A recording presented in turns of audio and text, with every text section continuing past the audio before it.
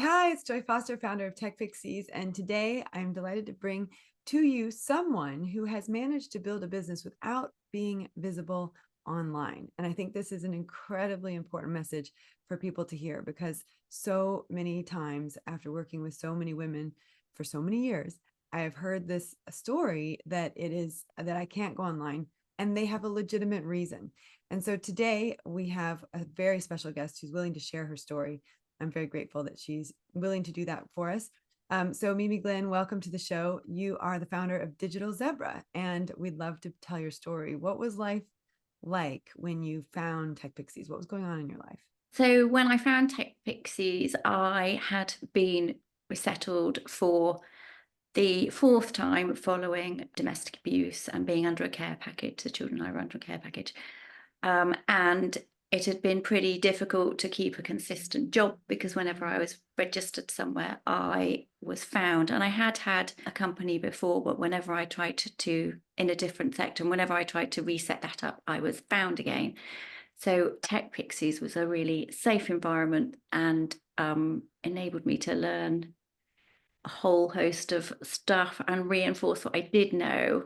Kind of gave me an option to start rebuilding something that could be consistently rebuilt rather than kind of put the effort in and then it's taken away again. So it was really pivotal. And actually, since I started my training with TechPixies, we were reset again, but it didn't interrupt that flow because of the way you run the business and the support that's around it.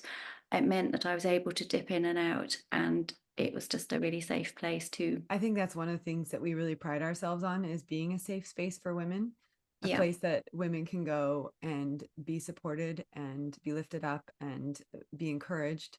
And there's no judgment, no negative feedback. We focus on positive feedback at all times.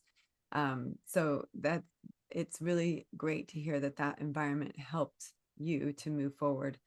Now, this is the question everyone who's listening to this is going to ask, which is, how do you build a social media business or a marketing business without being visible? Because we have said that that's possible, but you are living proof that it's possible. So talk to me about the steps that you took and the things that you did to build your business without having to be visible online.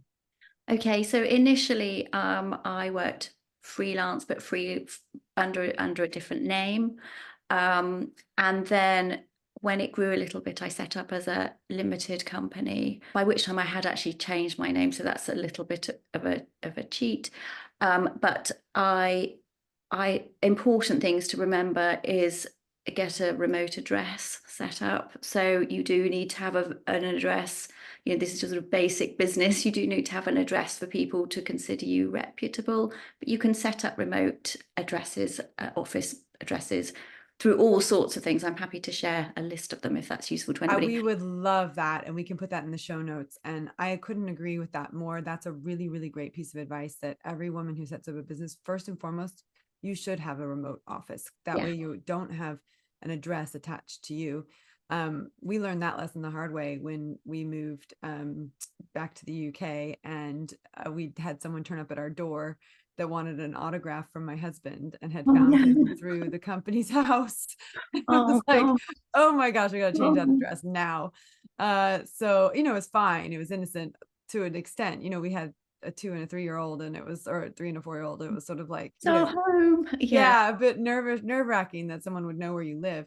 And so I do think that it's so easy these days for people to find out where people are. That's just such a basic move to make sure that you have a remote address. And yes, there's a cost to it, but the cost is worth it. You can generally Yeah. find it less than £200 a year.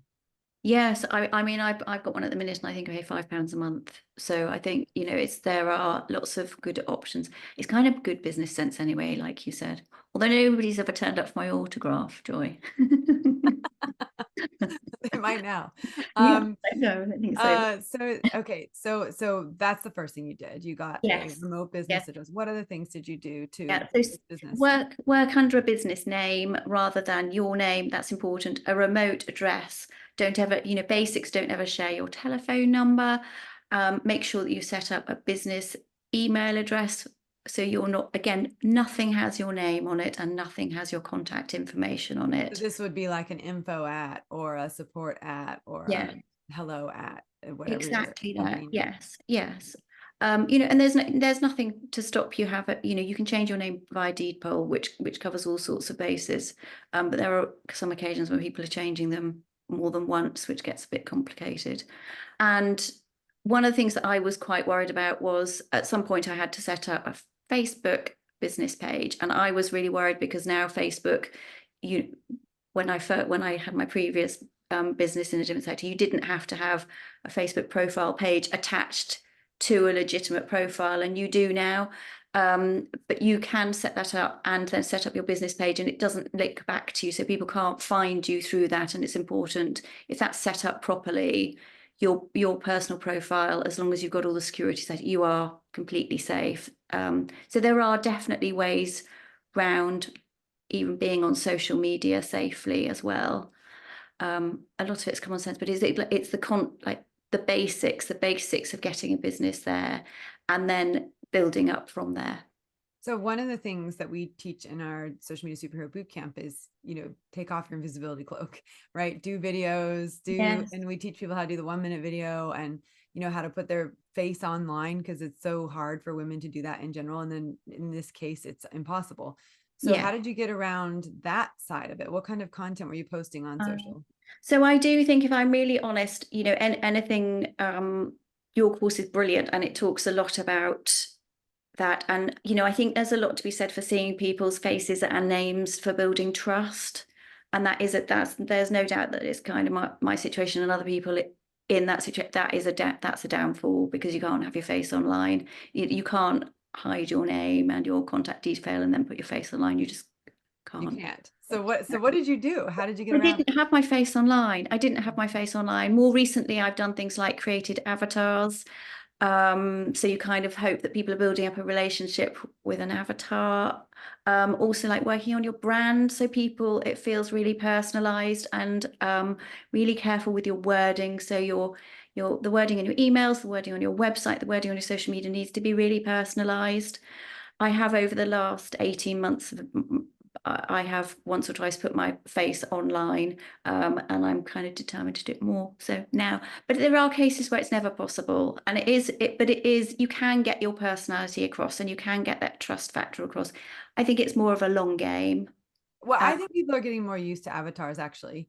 yeah, There was one company that we worked with where none of the photos in any of their brochures were real people. They were avatars. Actually, thinking about it now, they were avatars of their employees, but you then think, oh, they're yes, real people or not. yeah, But I yeah, think we're getting more used to the idea of avatars, and actually yeah, we can create avatars that represent us for sure. And you're right, exactly. the branding side is really important, because you've got great branding and you always have. I Thank- mean, like I've always known the name of the company from day one. So talk about, I mean, obviously we talk about branding in TechPixies. That's actually one of Yes. the very first things we encourage people to do is our branding workshop, because really social media goes to a whole new level with branding. But what are the things that were important for you to focus on in your branding? Well, coming across as being trustworthy, being sure that I didn't get found, that always kind of stays in there. And a lot of my work actually came through word of mouth. And actually, bizarrely, even though I'd had to cut off a lot of contacts, a lot of my work came from people I'd previously worked with. So that was good. That was good. And then you're centering your branding, which you cover brilliantly. It's, your branding has to talk to the audience you want to talk to, and not everybody. So really knowing who your ideal client is. I'm sounding like you now, Joy.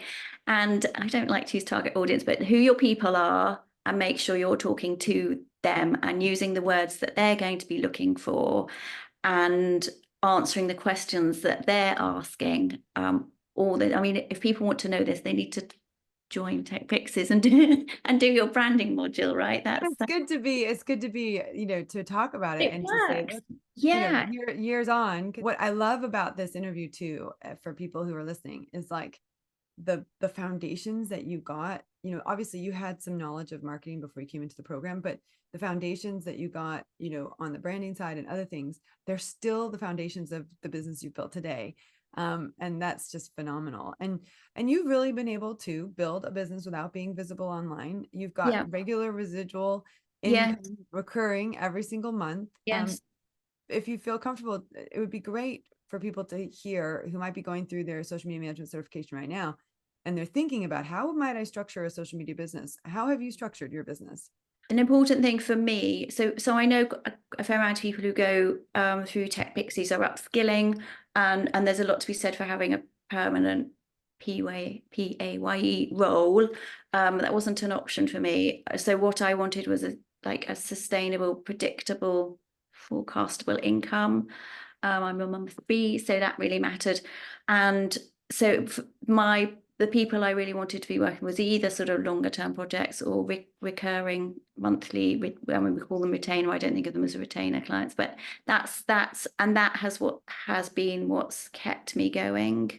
Making sure that you subscribe to things that keep you up to date. So you've got a progression option as well.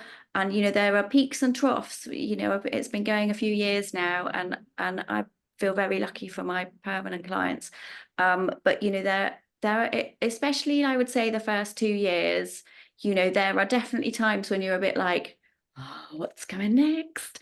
And being able to dip in and just reaffirm, like, mentally and confidence wise, as well as your skill set, is absolutely fundamental. So make sure you've got that backbone, and TechPixies provides that, because it's hard on your own.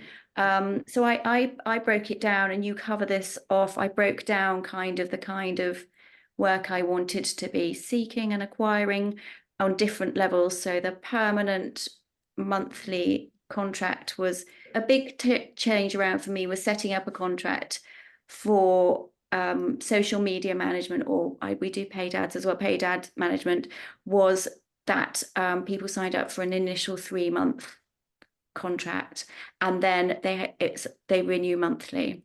Yeah. Because as you know, when you start working with somebody, onboarding is such a big chunk of work, and it's, you know, it's almost like a whole month's work in the onboarding process. Totally. And do that for somebody and get access to all their platforms, and then it only have the work for a month is soul destroying. But you learn that lesson. I think initially you're like, just I'll take any work, and I did loads of work free for ages, which is really important to get your confidence actually. But long term, you'd kind of have to have a cut off of that. And in my mind, I still wanted to give back. So I thought, right, I get to having 3 retainer clients, and then we do 2 pro bono charity campaigns a year. So kind of offset it, but be practical about what you are, and also being honest about what things cost. You know, I think I'd like be excited because I get a client that was paying you for, so let's say, social media management or to build a website, but being realistic about what the costs are to that. So how much your scheduling software is costing, how much time reporting is taking, because it could take me a day sometimes, you know, and you're not factoring that in. So it's being really realistic about every element, because And all the admin in between. I oh think my people don't goodness, realize, like, the client maintenance and like yeah. keeping the customer happy. It's so true. I mean, like, you know, you can schedule in an hour's meeting, and really there's like probably an hour and a half, 2 hours, sometimes half a morning's work around that Yeah. hour's meeting. So it is bit, but you kind of live and learn. I don't know if you could give somebody all that information, that would be like just implant it in their brain. Well, one of the things I do tell people, and this is something I usually do in the superhero boot camp, but it's great to reiterate here. You know, if you're listening to this and you're working for free, you know, you're doing all those pro bonos to get the experience. Exactly what Mimi said. There's a cutoff. You got, by when am I going to stop doing this for Yeah. free? But one of the things that I started doing, which made a really big difference to shifting from doing things for free to doing things paid, but also helped me help the charities I was working with understand the work I was doing for them, I started sending invoices for the true cost of the services I was providing with a discount. So Yeah. like, let's say I did, 3,000 pounds of work in a month, but I only billed them for 1,000. I would give them a bill for 3,000 and say, I've discounted you 2,000. But the reason that they needed to know that was so that they understood the true value of what I was offering. But more importantly, I needed to know the true value of what I was offering. And that's when we started realizing, actually, it doesn't cost us, 1,000, 2,000, 3,000 to build a website. It costs us 5,000 to 10,000 to build a website when you really, really looked at it. And so I really think that, if someone's having a hard time coming off doing work for free, just start creating invoices and giving 100% discount, and you start to see how much money you're giving away every month. And then just give a deadline. Like, I'm going to keep doing this for the next 3 months, but in 3 months, you've got to, like, if you want to stay with me, you're going to have to pay the full rate. So I'm giving you these invoices, just so you know the value.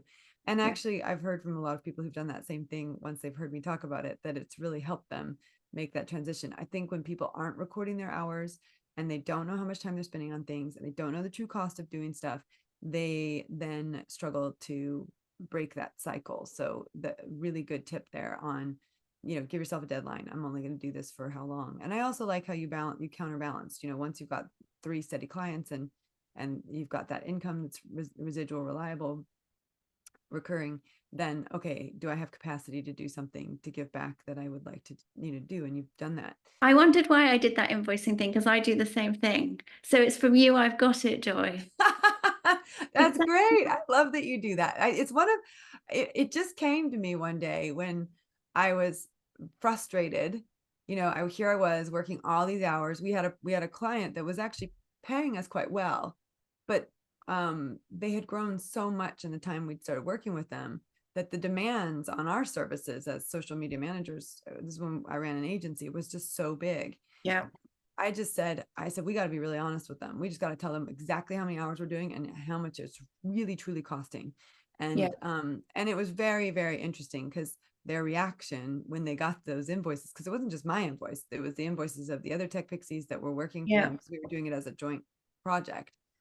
They messaged me, they're like, Joy, you got to stop sending us these invoices. And I was like, no, you have to know how much this is really costing us. It's scaring us. Um, Yeah. yeah, and it helped us to renegotiate the contract to get to a place where, we were getting paid properly. And so I think, but it's such a big shift for women to make. I It mean, is. I was thinking even for myself, as I up level to new, we've got it. We now have a new corporate contract that we've been doing. And I mean, I didn't know what to ask. I didn't know how much to ask for. And thankfully, the person who's sort of mentoring us on the contract, who's on the other side, has suggested what we should be charging and Yeah. has guided me on that. But I think learning what to charge, what you're worth, is really tricky for women, because from an epigenetics perspective, women have not earned money, No. prior to Yeah. probably 3 generations. Yeah. And It's I was brought up not to talk about money. My dad was like, "You don't, women don't talk about money." And sorry, Dad. But it's innate, and I think that's like, women who come back to work after having children, or I think it's a self-confidence thing as well. It's A, uncomfortable asking about money. B, difficult to believe that you're worth the money, and C, actually being real about how much it costs to live. And I think, I can't remember if it was in something that I watched with you, but somebody said to someone, your time away from your loved ones has to have value. mm, That's a real driver for me, because I also, which I think is another thing that people find when they start, is also was probably working 7 days a week, 16 hours a day, and that's a self-worth thing, to really yeah. proving myself to the client. I'm just proving myself to myself, actually, and not proving very much. um Well, yeah, and that is I mean, that's a journey every woman who sets up a yeah. business goes through, because we want to do the best job Yeah. possible and don't want to leave anything, no T's unteed and no no Yeah. I's undotted. It's like, it's totally in our nature as women to want to do it right, do it perfect, do it well. And I remember my very first business, which was a blog in Switzerland, and it was connecting expats with the services in Switzerland, because they didn't speak, especially the ones that didn't speak German. And the area was very much a German area, and there wasn't a lot of English websites or information. And so you really had to go hunting to find, the support you needed without being a fluent German speaker. And I knew I was helping people.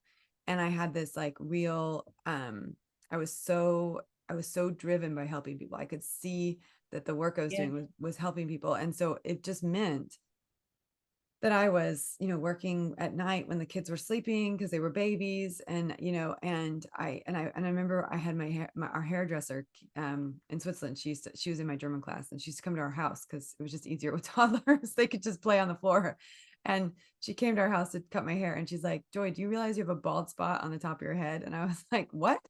And I had lost like this huge chunk of hair on my head and right at the top of my head. And I knew at that moment, like, okay, I'm not taking care of myself. I'm not getting sleep, and I'm working too hard. And, and that was one of the first lessons that I learned, but there were many more. But I Yes. think learning to stop and, Yes. schedule things out, and, stick to being true to yourself. If I'm going to Yes. work from 9 to 6, at 6 o'clock, I put the computer down, and I give myself the break. And you need the break, you need the break. Yes. And we were on holiday all of last week in Wales, and I was loving, I would just kept saying to my husband, "Oh my gosh, I'm just loving not being on a screen all day long, Yes. being outside." And I had my phone, and I could check, I could check messages, and I could respond to emails, but I was outside, and my eyes weren't focused on a screen, and that was Yeah. such a gift. I think we learned that, didn't we, in lockdown, that we all need to go outside, and we're kind of forgetting it again now. But if I go walk with the dog, or I'm driving, or I'm like, my brain comes up with different ideas and solutions to stuff that I just don't get when I'm sitting at the computer. It's really important.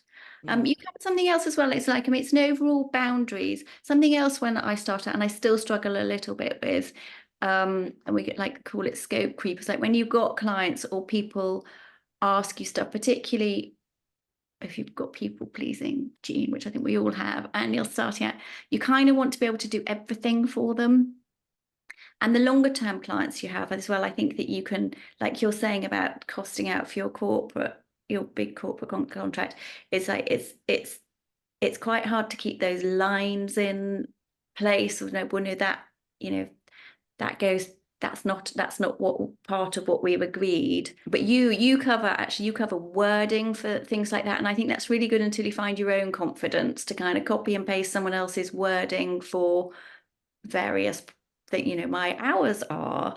That's not in our, all that kind of stuff. Just the fundamentals is so important. Well, that goes back to that very first agreement you make with someone when you work with them. And we give that in one of the bonuses in the social media management certification is, getting your first social media first social media client. And one of the things I always say is, I don't care who you are, how experienced you are, who the client is, you need a document. It does, and it just says, this is what I'm going to do. This is Yes. what you're going to do. Yes. And this is what happens if you want more done, Yes. which is, for example, like, we have a conversation, we write Yeah. up a new contract, like, Yeah. but it's not covered in this contract. Yeah. But if you don't have that in writing, and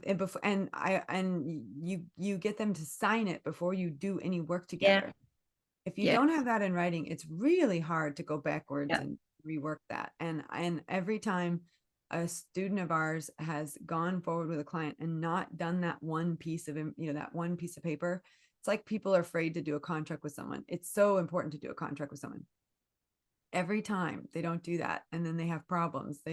It's like, how did I get myself in this situation? And the first question I always ask them is, did you have a contract? Yeah. And usually the answer is So no, I did true. not. I've learned that lessons a few times, Julie. I So think you have to. You think, oh, yeah. I can trust this person, and it's not so much No. trust. And I don't think people have bad intentions. It's just that they don't No. really know what is required to deliver a good social media service. And so, they so for example, if you say, well, you're going to provide me the images and you're going to provide, or you're going to provide me with the copy, or, and I'm like, for contract is just to post whatever they give you, Yes. then they've got to actually provide stuff for you. Yeah. And then if suddenly you find yourself providing that for them, then you've got to renegotiate the contract. But if you don't have Yeah. any way of doing that, it makes it really hard. So It does. I'm It does. glad you've learned that lesson. I have many times, sadly. Yeah, like I said, slow learning. I think as well, like clients, they come to you for work because they don't understand or don't have the time to do what needs to be done. And I don't think often when people say, well, social media manager, they have no concept of the amount that goes into it. Yeah. So, you do need to cover your back all the time with a contract. It also just makes you look more professional, and it takes away you having to have those awkward conversations. So if you're scared of, confrontation or, tricky conversations, just, that, and there's lovely templates and things out there. You don't have to kind of make, yeah. Yeah, I know you totally can. And we highly recommend Yes. 100% Yeah. everything that we just talked about.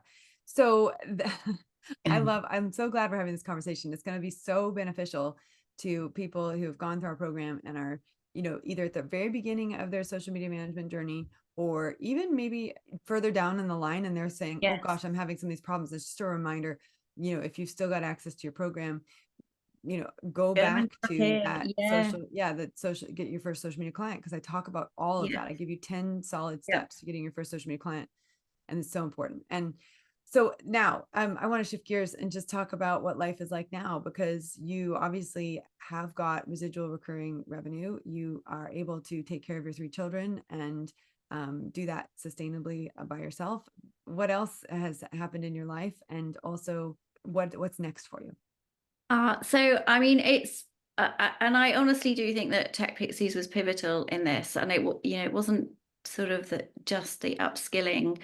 It was also sort of the emotional and well-being support that you have mindset and the circle of life. I still do that. So that kind of stuff was brilliant for leveling days. Life is so good compared to where it was when I met TechPixies.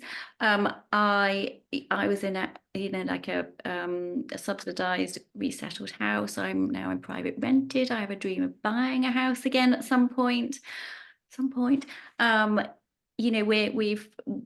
We're somewhere steady now. We've been here for 4 years. I've got local friends. The kids are at steady school. It's had a massive impact, and I don't think it would have been possible. My previous business, which was relatively established, that I just couldn't, because it was quite a specific thing. I did set up that again because that would always, and it's I mean, it's kind of been everything, because money's not a nice topic, and it's like money and love, right? The most emotive things. We love our kids if we're out there as single mums trying to start up again, and you have to love yourself too. But it's the money gives you the security and the foundation. And I think that was, a sort of a tricky topic in my mind as well. But coming to terms with that was a big thing. And it helped my self-worth. It gave us stability. Every year our life looks a little bit better. And I don't know that I would have been brave enough to do it on. But in the period between previously having my business and finding TechPixies, I've been doing marketing throughout that, but kind of like just didn't really believe in the skills that I'd had. And when I first started doing marketing, everything was hard copy. It was exhibitions and printed stuff, and it's changed so much in that time. So that gave me a doorway to get a certificate that made me believe, that yes, you can actually do that. That piece of paper tells you that. And you do need that. So it's completely changed my life and my children's lives, I believe. So thank you. Oh. I'm gonna get emotional. And anybody who is feeling stuck and scared and you don't want to voice it, the people who've been in my position, you have, like, might have an IDVA, which is an independent domestic violence advocate, or you'd be given somebody, but they'd sort of kind of take you to a certain stage, and then it's kind of up to you to find your way. If anybody's stuck in that sort of spot, I think TechPixies gives you that hand through all the bits, and you don't have to really commit to, right, I've got to do this in the next 3 months. I know the initial course that you do is it's the boot camp is a fixed period, but that feels really manageable because it is that fixed period. But like if it's a course that's a year course, or it's 12, 15 modules, then I think when you're uncertain, that can feel overwhelming. But because you can dip back in and out of it, Joy, I think that makes a massive difference. Yeah. And it's not like you've got it's not like you've got the account down. You can legitimately be, and you were also approachable as well. So yes, I've stopped waffling. It's good to do it. Don't be afraid to reach out to them. No, but that's a great point that we give people a full year to submit their Yeah, social media management certification, their report. yeah, They get 18 weeks of coaching, so yes, to get them off to a great start with that. But some people don't do it within the year and they need to extend, and we have yeah, those opportunities to extend, or maybe they get it done and they want additional support. We've got progression, yeah, we've got the Business Beyond Social course. So we've got ways to support people no matter where they are, whether they finished it or not finished it. Obviously, our goal is to get everybody across the finish line, because yeah, what we know, and you've just demonstrated, is if you do the work works. And yes. that's happened for Does. you. You've been able to do that. And you're doing a really incredible project. You're working on a really incredible project right now. I'd love for you to talk about that, because Oh, I think this will resonate with a lot of people on our list. thank you. So I've just set up a charity which has been in my head really probably for the last 10 years. And I don't know why I waited so long really, but I need to keep the marketing stuff going to keep paying my bills, Joy. But well, I've just set up it's a program, and because of my journey, I have been involved in a few domestic abuse organizations. And one thing that has kind of become repeatedly apparent is that there's good crisis care in this country. We're lucky that there are options. Whether people are able or brave enough to take them, that's a different conversation. But that there's crisis care, but it does. I think the government released something last year where there was something like if you are rehoused due to domestic abuse or something, they'd give you £500. I'm going to use that as an example. Just Yeah. like this doesn't really go anywhere. So I think but what seemed to be missing was kind of the hope for the future. So the crisis care concentrates, on keeping people alive, and rightly so, so like safe lives. But beyond that, I'm sure that a lot of the reason women stay in these situations is, you often got to cut off your bank account, cut off contact with people. What's after that? And particularly if you've got children, that financially impacts on them. They're not doing ballet, they're not doing cubs, they're not doing, school shoes, all that kind of stuff. And generally you're ending up on benefits, and thank goodness they're there because they've saved a few of us. But it's nice to have something that you feel proud about as well. So anyway, I've set up a charity called We Two Glimmer. The idea being the opposite of a glimmer is a trauma. And the project is basically enabling women to hopefully set up their own businesses safely online. And we'll be doing a lot of signposting to you, Joy. We've got guides, and we've done some in-person training on setting up your own website and your own online presence safely, and a little bit about money management and the importance of contract, that kind of stuff. And the idea has kind of grown. So we kind of soft launched last year, and we had to do rebrand because of a copyright thing. Check out your copyright, folks. And amazingly, there's a female network that I'm part of, which is a networking thing. Amazingly, a lot of people have come forward, and it's become more and more apparent, which you've already uncovered, that it's not just about equipping someone with the skills, it's also about the whole person. So we've taken a more holistic approach, and amazingly at the moment we've got counsellors and therapists who are giving their time. So 3 times a week we have an option for people to come online and reset. Some people have tapped into one-to-one counselling as well, and it's great. We've even had a tutor provision that has provided free access to 15 families that are currently in refuges, so kids can go online. and keep up with their schoolwork until they're resettled in school. So that I can see that it's going to keep growing, and we'd like to do more about like the impact of the trauma on the children long term, because there's a lot of research about that, different conversation. But for the moment, it's about hopefully giving women the chance to, well, the platform to set up their own online business, earn their own income, maybe sometime come off benefits, but have something they feel proud about, their kids seeing them working. That, there's a lot of evidence about children seeing what they're exposed to is what they aspire to, and just breaking that cycle and giving women not just that crisis, we can, you know, resettle you and get you out of, but like something to look forward to as well. Wow. So that's the plan, and it's been in my head and been on bits of paper all over the place for a really long time, but it's finally coming to fruition.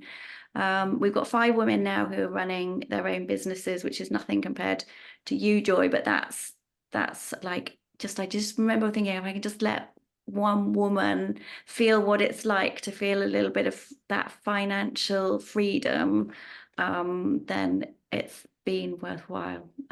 Mimi, that is incredible. And I remember when I started, my vision was 12 women. It was just 12 Yeah, women across the line. I think people forget the vision, the very first vision people have. You need that first vision. 5 women running businesses is phenomenal. And yes, yeah, the sense of freedom and power and and empowerment, the yes, ability like to be generating their own income. And I it's wonderful what you're doing. And I really love the niche of, I'm going to focus on women who have come through what I've gone through, and understanding the problem, which is there's great crisis care, but there's not great long-term care. yeah, And making sure that we help women and their families on a longer term basis is yes, phenomenal. So I yes. fully support what you're doing. It's incredible. So But you're kind of partly to blame, Joy. So, you're going to have to take some of the rap for that. I'll take the blame. That's fine. You and I have a very shared interest, and that is that women are financially independent, that Yes, they are contributing to their families, to society, but that they are able to move forward, every day in every way, getting better and better and yes, stronger. And yeah. I'm so glad that you were willing to share your story today, because it's going to touch a lot of lives and it means a lot to me. Thank you. If there's anything I can provide to you or to help, I will send a list of the places that you can register your business online. Yes, We have a we'll remote. add that and we'll also link to your charity as well, Oh, so and kind. Thank your own you. socials. So I'm sure you'll get some new follows and new connections. And of course, if you're listening to this and you are in a situation that Mimi described, we would love for you to reach out to her and get the support that you need, because it's so important that you don't go alone. Thank you.